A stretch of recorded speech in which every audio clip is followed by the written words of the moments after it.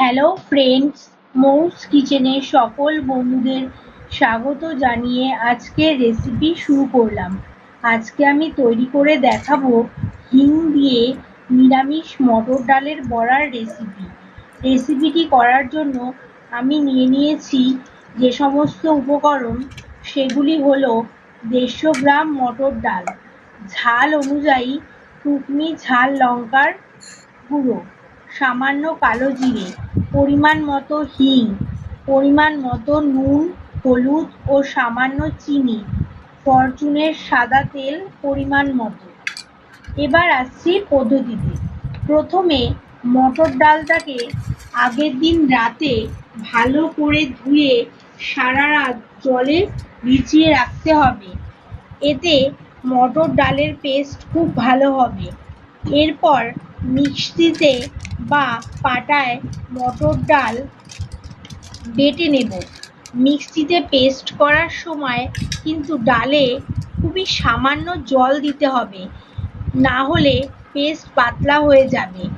এবার মটর ডালের পেস্টের মধ্যে পরিমাণ মতো নুন, হলুদ এবং সামান্য কালো জিরে, অল্প পরিমাণ চিনি, সামান্য পরিমাণ হিং ও ঝাল অনুযায়ী লঙ্কার গুঁড়ো দিয়ে ভালো করে বেটে নেওয়া বা পেস্ট করে নেওয়া মটর ডালটাকে ফেটিয়ে নিতে হবে।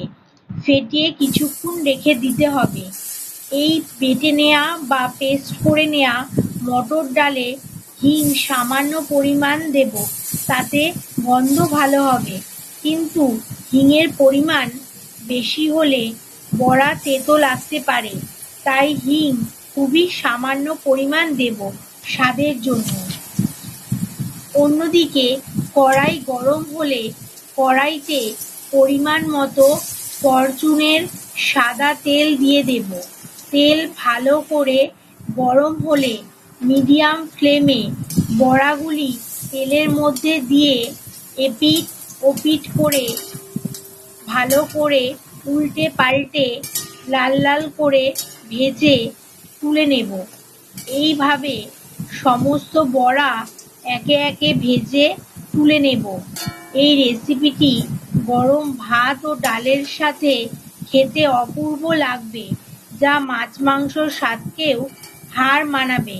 তাছাড়া বিকেলে মুড়ি, কাঁচা লঙ্কা ও মটর ডালের বড়া খেতে খুবই মুখরোচক লাগবে। এই রেসিপিটি যদি আপনাদের ভালো লেগে থাকে তাহলে অবশ্যই একবার হলেও ট্রাই করে দেখবেন, আর শেয়ার, সাবস্ক্রাইব, লাইক, কমেন্ট করে জানাবেন। আবারও দেখা হবে নতুন নতুন রেসিপির সাথে আমার ইউটিউব চ্যানেল মৌস কিচেনে। ভালো থাকবেন, সুস্থ থাকবেন। নমস্কার।